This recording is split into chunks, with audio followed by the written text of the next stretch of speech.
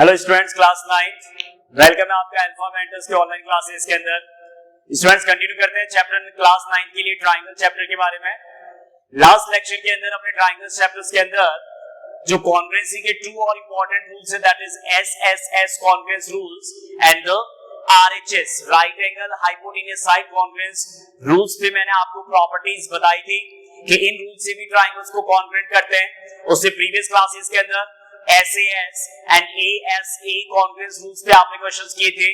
Important property related to the isosceles triangle, that in isosceles if sides are equal, then angle opposite to the equal sides are equal, and the rest converse of it, that is the sides opposite to the equal angles are equal। तो इतने properties अपने अच्छे से study कर चुके हैं triangle chapter के अंदर। तो चलिए वापस से क्वेश्चन स्टार्ट करते हैं। Based on the congruence rules, it may be SAS, it may be ASA, it may be RHS, and it may be SSS. So, write the next question. देखना start कीजिए question. The side AB, question लिखिए बेटा। The side AB, comma BC, and median AM, the side AB, BC and median AM of triangle ABC, the side AB, BC and median AM of triangle ABC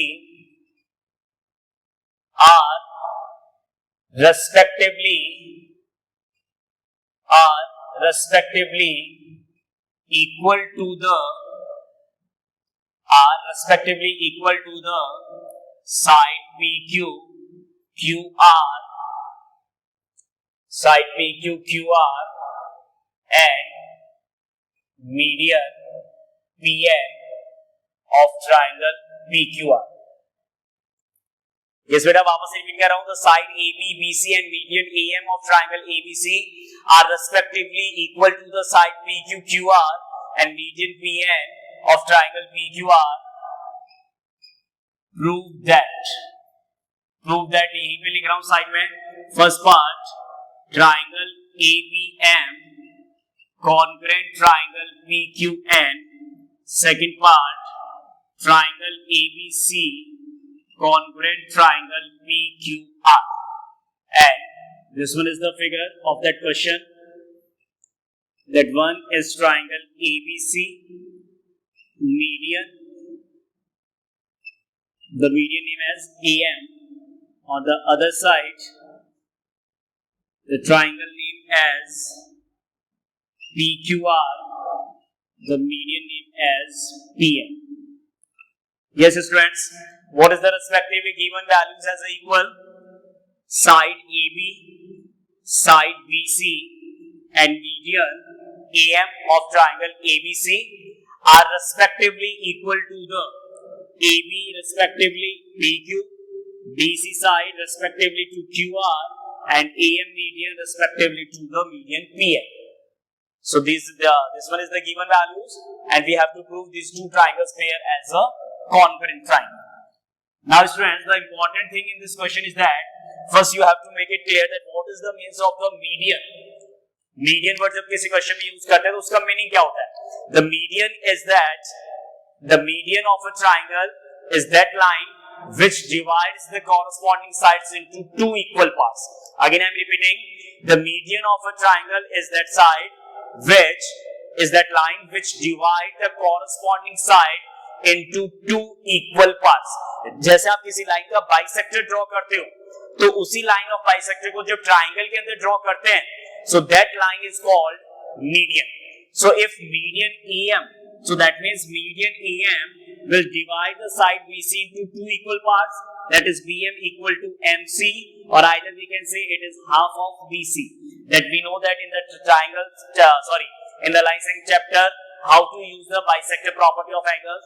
similarly we have to use the bisector property of a line segment। in the triangle PQR, the median is PN, so that means again QN is equal to NR, and that is the half of the QR, that is the means of the median। now in the first condition, ABM PQN, ABM PQN, बहुत simple सी बात है। देखिए दो parts आपके सामने, ABM का AB, PQN का PQ, ABM का AM, PQN का PN, दो साइड्स इक्वल है। अब प्रॉब्लम ये है कि क्वेश्चन में BC इक्वल है QR के, but we required BM and QN, तो we required BM and QN, that means so definitely BM is the half of the BC and QN is the half of the QR. So first what we will write? First we will write this condition individual, that is since BC is equal to QR, BC is equal to QR, that is the given condition. Okay students, BC और QR given conditions है.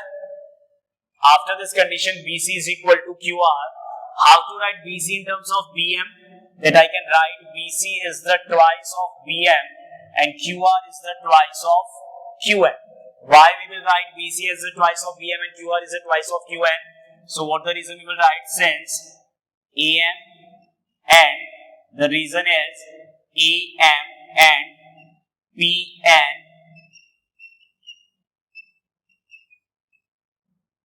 are medians. What is the reason that we can write BC as twice of BM and QR as twice of QN? Because AM and PN are the medians. So both sides 2 cancel. So what result as a median we obtain? BM is equal to QN. That is equation number 1. Now take the first part.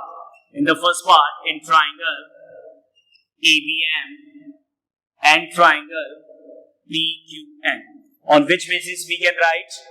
On which basis we can write twice as a, because it is given as a median. Either we have to given a line bisector, or either we have given a median. Both will have the same work. दोनों का work same होता है. Divide the sides into the two equal parts. So in ABM and PQN, first in the comparison we can write AB is equal to PQ. That is given condition. Second, BM is equal to QN. BM is equal to QN from equation 1. Third, AM is equal to PN, again given. So what the condition we can write? Triangle ABM congruent triangle PQN, by which property? SSS congruence rule. Okay बेटा, ABM congruent PQN by which property? SSS congruence rule. अब देखिए मैं आपको हमेशा एक ही बात कहता हूं, जब भी आप दो ट्राइंगल्स पेयर को कॉन्ग्रुएंट करते हैं और अगर उस क्वेश्चन में नेक्स्ट कुछ और अगर ट्राइंगल कॉन्ग्रुएंट करना है तो डेफिनेटली आपको कुछ ऐसा क्राइटेरिया तो फॉलो किया, अब आपको क्वेश्चंस में सीपीसीटी का यूज करना होगा कि जिस ट्राइंगल पेयर को कॉन्ग्रुएंट किया है तीन पार्ट्स इक्वल बता के, उसके कौन से पार्ट्स को सीपीसीटी से इक्वल बताए, so that from that part we can take help in the proof of the second part. तो सेकंड पार्ट में आपको एबीसी और पीक्यूआर को कॉन्ग्रुएंट करना है, तो एबीसी में एबी, बीसी, पीक्यूआर में पीक्यू, क्यूआर रिस्पेक्टिवली इक्वल है. सो डेफिनेटली थर्ड साइड तो इक्वल है नहीं, तो रूल कौन सा लगेगा? टू साइड्स जब इक्वल होते हैं तो इंक्लूडेड एंगल का रूल लगता है, दैट इज एसएएस. अब एसएएस रूल अप्लाई होने के लिए जो two sides of pair equal है, इंक्लूडेड एंगल बी है, इंक्लूडेड एंगल क्यू है, so that what we will write, angle B and angle Q will be equal by the CPCT property of triangle ABM congruent triangle PQN. That's why therefore we will write angle, and that name of the angle is angle ABM is equal to angle PQN. What is the by the CPCT property, angle ABM is equal to angle PQN. Okay beta, angle ABM is equal to angle PQN. Which property?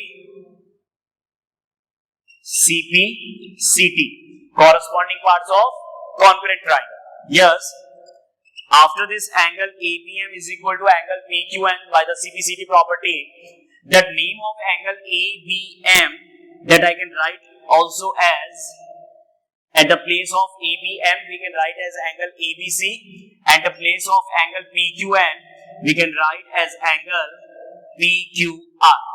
Okay, angle ABC, angle PQR, and that will be given as equation number second, because this value, this equation, angle ABC is equal to angle PQR is equation number second, we have to use in that next part of the question.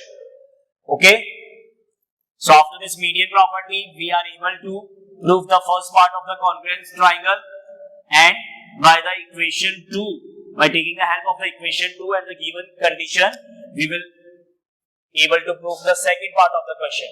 And the second part is, in triangle ABC and triangle PQR, in triangle ABC and triangle PQR, what the conditions? The first part, AB is equal to PQ. AB is equal to PQ, that is the given condition.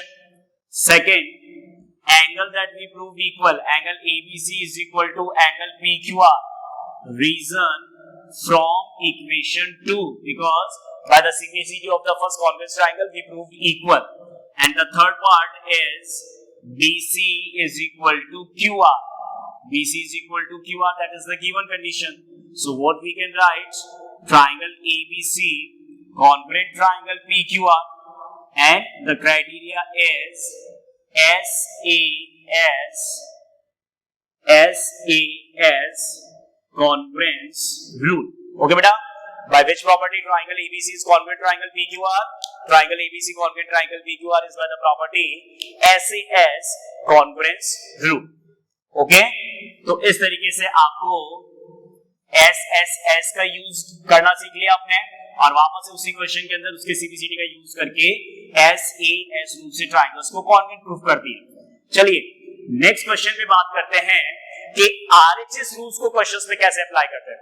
RHS rules के बहुत कम questions हैं, NCERT में मुश्किल से एक या दो questions है आपके, तो मैं नेक्स्ट क्वेश्चंस आपसे डिस्कस कर रहा हूं कि RHS right angle hypotenuse sides को लेके कैसे ट्रायंगल्स को कॉन्वेंट प्रूफ किया जाता है। So everyone right the question. Question लिखिए, BE and CF are two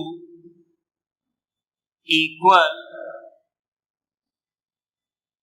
BE and CF are two equal altitudes of triangle ABC. BE and CF are two equal altitudes of triangle ABC using, yes, ये आपका first question है जब ऐसा कुछ लिखा रहा है, BE and CF are two equal altitudes of triangle ABC using RHS congruence rule. Yes, it is mentioned in the question. What is the mention? That using RHS congruence rule, using RHS congruence rule, prove that, and using RHS congruence rule, prove that triangle ABC is an isosceles triangle. तो देखिए students, जो अच्छे से practice करता है उसको तो याद है कि सर ऐसा क्वेश्चन तो आपने पहले भी करवाया था एक्सरसाइज के अंदर, जब आइसोस्केलेस ट्रायंगल प्रॉपर्टी को डिस्कस कर रहे थे तब भी आपने ये सेम क्वेश्चन परफॉर्म किया था। BE and CF are the two equal altitudes of a triangle ABC, then वहां पे रूल मेंशन नहीं करना था, वहां पे आपको जो प्रॉपर्टी अप्लाई हो रहा था उस गिवन कंडीशन से वो आपने अप्लाई करके और ट्रायंगल को कॉन्वेंट करके और आपने आइसोस्केलेस प्रूफ किया था। But in this question it is mention, that means it is given us in the question that only the rule applicable in this question is the RHS, that is right angle hypotenuse side. So first let's draw the diagram that is given us in the question. In triangle ABC, BE, the altitude name as BE and the altitude name as CF. It is mentioned as in the question that altitude BE and CF equal altitude. इसमें भी देखिए BE and CF are the two equal. What is the means of this word equal? The means of this word equal is that altitude तो है, but BE and CF are equal also. Okay? अब देखिए, जब पहले आपने ये question किया है, तब तो कौन से रूल्स को फॉलो करके किया था? आपको आइसोस्केलेस प्रूफ करना है, तो दैट मींस AB और AC को इक्वल प्रूफ करना है।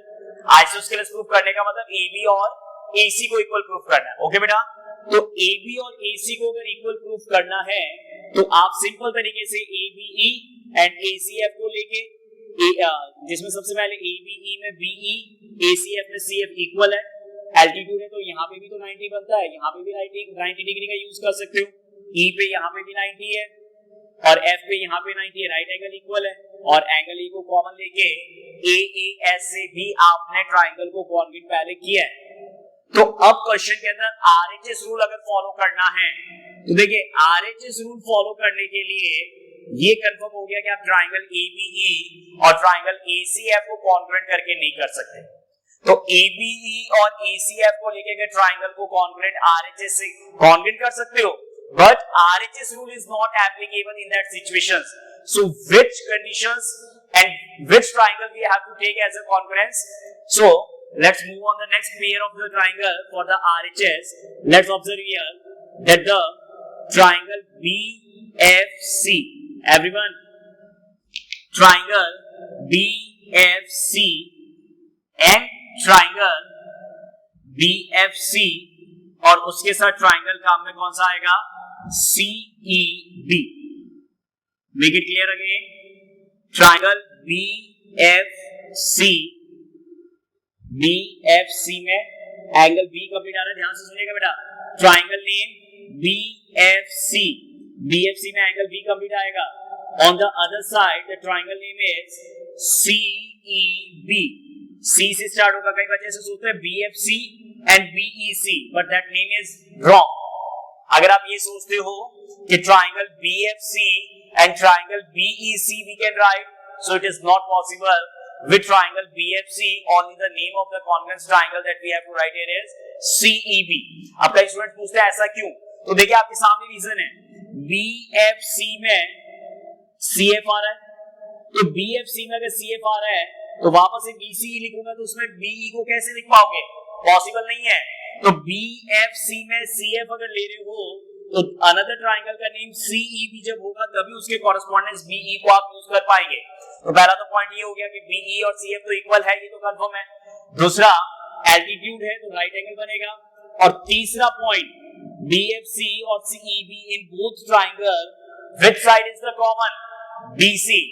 And for both the triangles, what we observe that one angle is right angle, one other sides we have considered, and that second side that we are going to consider here is this one is the right angle, and this one is the side opposite to the right angle. So everyone is know that the side opposite to the right angle is the hypotenuse. So tell me students, one right angle, one hypotenuse, and one other side. One right angle, one hypotenuse, and one other side. So tell me students, which rule is here? The rule that is applied here is the RHS, right angle, hypotenuse, side. Okay. So in solution part, what we have to apply here in triangle BFC. Okay. In triangle BFC, and again make it clear the triangle name as CEB.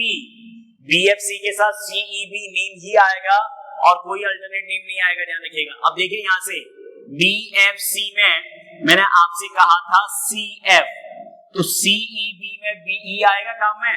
तो ये देखिए correspondence word इतना important है कि अगर आप naming सही नहीं लिखोगे तो कॉरेस्पॉन्डेंस आएगा ही नहीं। फिर यहाँ पे क्लियर कीजिए BFC, तो CF थर्ड पॉइंट और सेकंड पॉइंट CF, तो यहाँ पे जब ट्राइंगल का नेम CEB होगा तभी तो थर्ड पॉइंट B और सेकंड पॉइंट E को लेके नेम क्या बनेगा? BE. That's why BE और CF जो ट्राइंगल्स में काम आ रहे हैं, तो ट्राइंगल्स का name BFC and that CEB लिखा जाएगा। अगर आपने BEC लिखा so that is wrong. CF is equal to BE, equal तो है लेकिन इक्वल क्यों है? क्योंकि एल्टीट्यूड इक्वल है। नेक्स्ट पॉइंट, BFC ट्राइंगल का एंगल BFC, CEB ट्राइंगल का angle CEB, altitude that is each angle is 90 degree, and then next point BC is equal to BC, that is the common part, okay, common side. So what we can write here, triangle BFC congruent triangle CEB, triangle BFC congruent triangle CEB by which property? The property that is applied here is RHS congruence rule. Right angle BC side, that is the hypotenuse, and altitude which is equal, that is one more side. So RHS, right angle hypotenuse side, we considered in this question. So that's follow the given condition RHS congruence rule. Okay, now let's complete the conditions. RHS congruence हो गया, लेकिन RHS congruence होने के बाद में BFC और CEB में CPCT से AB और AC तो आएगा नहीं. आएगा क्या AB और AC? बिल्कुल नहीं आएगा. But we have to prove that triangle ABC is an isosceles triangle. So how to apply that condition? So just observe here. I am writing here on the board in triangle BFC. तो BFC में angle B complete आ रहा है. Students, BFC का angle B complete आ रहा है and CEB में angle C complete आ रहा है. तो एंगल B और एंगल C आपस में कौन से रिलेशन बनेंगे? कॉरेस्पॉन्डिंग. तो BFC में एंगल B का नेम क्या होगा? Angle FBC is equal to angle ECB by which property? ये जो एंगल B और एंगल C इक्वल हुआ, ये तो CPCT से है. अब अगर एंगल का नेम FBC है, यहाँ पे देखिए FBC, so that name of FBC is also we can write and we can start from the A point, that is ABC, and at place of E के प्लेस पे naming angle का A से भी start हो सकता है, that is ACB. Equation number 1. Okay बेटा, RHS congruence rule के लिए ट्राइंगल BFC और ट्राइंगल CEB कॉन्ग्रुएंट होगा, उसके CPCT से B और C एंगल इक्वल होगा, जिसका नेम मैंने रिप्लेस करके F से नहीं लिख के A से लिखा है और E से नहीं लिख के A से लिखा है. अब ऐसा क्यों लिखा गया है? क्योंकि जिस स्टूडेंट्स को आइसोस्केलस का कन्वर्स प्रॉपर्टी पता है वो तो यहाँ पे ये रीजन जानता है. कौन सा reason? In triangle ABC, in triangle ABC we have what we have? Angle ABC is equal to angle ACB, that is from equation 1, जिसको आपने CPCT से प्रूव करके लिखा है. So that is from equation 1. So if angle ABC is equal to angle ACB, so that means AB is equal to AC, and AB is equal to AC. Reason is sides opposite to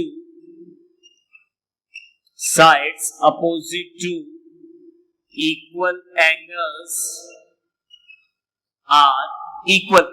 AB is equal to AC, that is sides opposite to equal angles are equal, and if AB equal to AC, hence सबको पता है AB और AC अगर equal है, so hence triangle ABC is an isosceles. Triangle ABC is an isosceles triangle. Okay students, तो इस तरीके से आपको RHS क्राइटेरिया को फॉलो करना है, क्योंकि अगर क्वेश्चन नहीं कहता तो RHS को यहाँ पे कोई नहीं फॉलो करता है. फिर सारे स्टूडेंट्स AAS से ही ट्रायंगल कॉन्ग्रुएंट करके और सिंपल तरीके से AB और AC को CPCT से डायरेक्टली इक्वल बता सकते हैं. लेकिन यहाँ पे क्योंकि RHS फॉलो करने के लिए बाउंडेड किया गया है, सो फर्स्ट मेक श्योर कि कौन से ट्रायंगल्स पेयर को कॉन्ग्रुएंट कर सकते हैं और किस ट्रायंगल पेयर को लेने से उसमें RHS रूल अप्लाई होगा. और RHS ही सिर्फ कॉन्ग्रुएंस ही नहीं करना है, RHS कॉन्ग्रुएंस करके आपको फर्दर आपको ABC को आइसोस्केलस प्रूफ करना है, तो उसमें AB और AC इक्वल होना चाहिए. लेकिन जिन ट्रायंगल पेयर को आप कॉन्ग्रुएंट कर रहे हैं उसमें AB और AC डायरेक्टली इक्वल नहीं है, तो डायरेक्टली इक्वल नहीं है तो इनडायरेक्टली कौन सी प्रॉपर्टी का यूज करेंगे? उसके अपोजिट एंगल्स को पहले इक्वल प्रूफ कीजिए, so that we can write the sides opposite to equal angles are also equal. That finally we prove triangle ABC is an isosceles triangle. Finally we prove the triangle ABC is an isosceles triangle. Okay students? Yes students, let's move on the next property of this chapter. देखिए अभी तक आपने कौन कौन से property, first one ASA congruence rule, the second theorem 7.1 in the NCERT, that the theorem 7.1 is given as a SAS. Sorry, SS तो आपका axiom हो गया. First congruence rule as a given theorem 7.1 is ASA congruence rule is given as theorem 7.1. Then isosceles triangle property is 7.3. Converse of isosceles triangle property is 7.3, 7.1, 7.2, 7.3. Then SSS congruence rule is property as 7.4. RHS congruence rule is given as a property theorem number 7.5. लेकिन सिर्फ statement ही learn करने हैं, statement को ही आपको questions में use करना है. No need to require the proof of this any theorem, क्योंकि ये सिर्फ एज अ थ्योरम लिखे हुए हैं, लेकिन इनको एज अ सिर्फ प्रॉपर्टी आपको क्वेश्चन में यूज करना है. Theorems are not applicable, not useful from exam point of view. So that's why we are not discussing the theorem. सिर्फ एक इंपॉर्टेंट है जो मैंने आपको बता दिया, that is the theorem number 7.2 जिसका प्रूफ मैंने आपको करवाया था. तो नेक्स्ट जो प्रॉपर्टीज है, क्योंकि देखिए बेटा इनके प्रूफ जो है वो बहुत कन्वेंशनल है, कंस्ट्रक्शंस और सब कुछ करना पड़ता है और बहुत डिफिकल्ट है, इसलिए इनके प्रूफ इजी नहीं है, तो इसलिए डिस्कशंस करना भी पॉसिबल नहीं है. और डिस्कशन इसलिए भी नहीं कर रहे क्योंकि इनका एग्जाम पॉइंट ऑफ व्यू से कोई इंपॉर्टेंस नहीं है, ये एज अ प्रूफ सिलेबस में मेंशन नहीं है. एनसीईआरटी इनको जरूर एज अ थ्योरम लिखता है, लेकिन जो सिलेबस आप देखेंगे सीबीएसई की साइट पे, तो उसमें सिर्फ ये statement as a motive use होते हैं. Motive means that means the statement we have to follow for the question. So let write and get understand the point of the theorem 7.6. सबसे पहले बात करते हैं कि जो थ्योरम्स आप नेक्स्ट पढ़ने जा रहे हैं, ये नेक्स्ट जितने भी थ्योरम्स है, ये सारे थ्योरम्स आपके किस टॉपिक पे बेस्ड है? That the topic name is inequalities. That the topic name is inequalities. Make it clear. Inequalities in a triangle. Yes बेटा. देखिए ट्राइंगल में अभी तक तो आपने जितना भी कुछ स्टडी किया है वो सारा आपका इक्विलिटी पे था. इक्विलिटी पे क्यों था? क्योंकि आप कॉन्ग्रुएंस प्रॉपर्टी को यूज कर रहे हैं.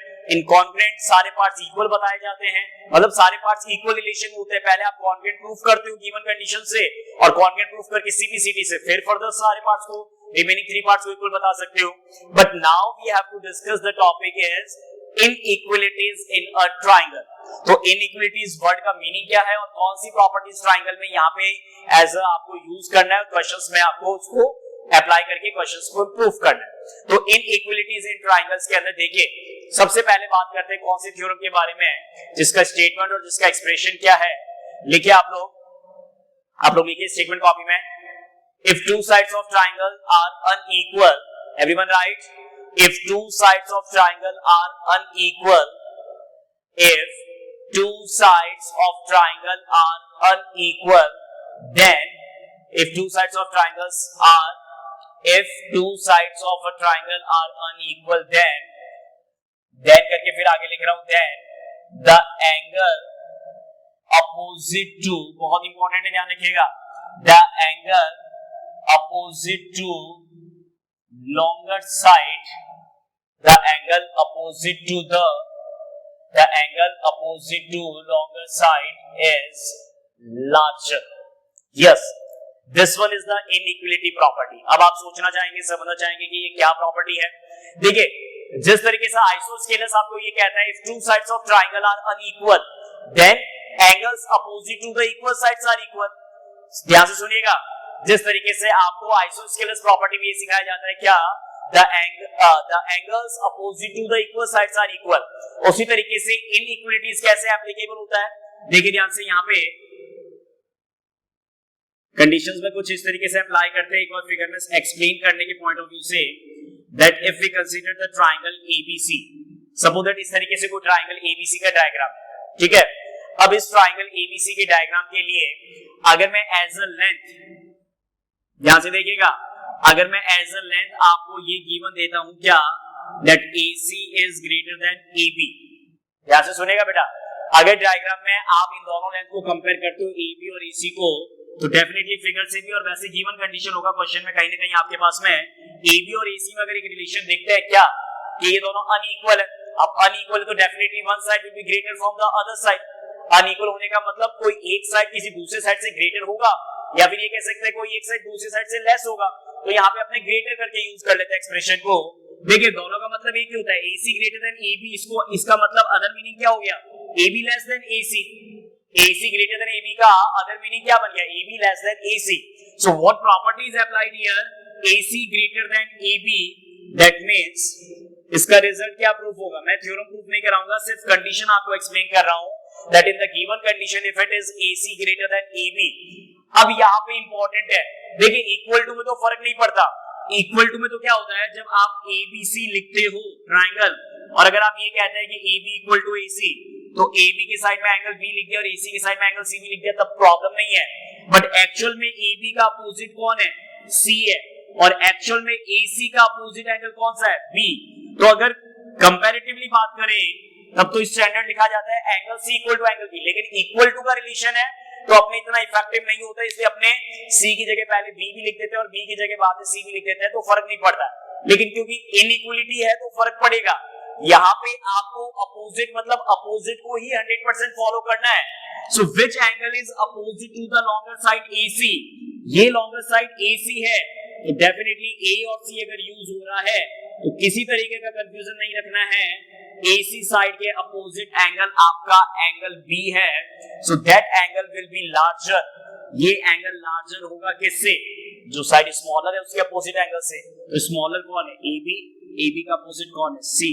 So that is the condition that is in the theorem 7.6। बहुत इंपॉर्टेंट है, क्वेश्चंस कराऊंगा नेक्स्ट क्लास के अंदर, तो ये प्रॉपर्टी आपको इस तरीके से यूज करना है। Draw this figure and draw this statement.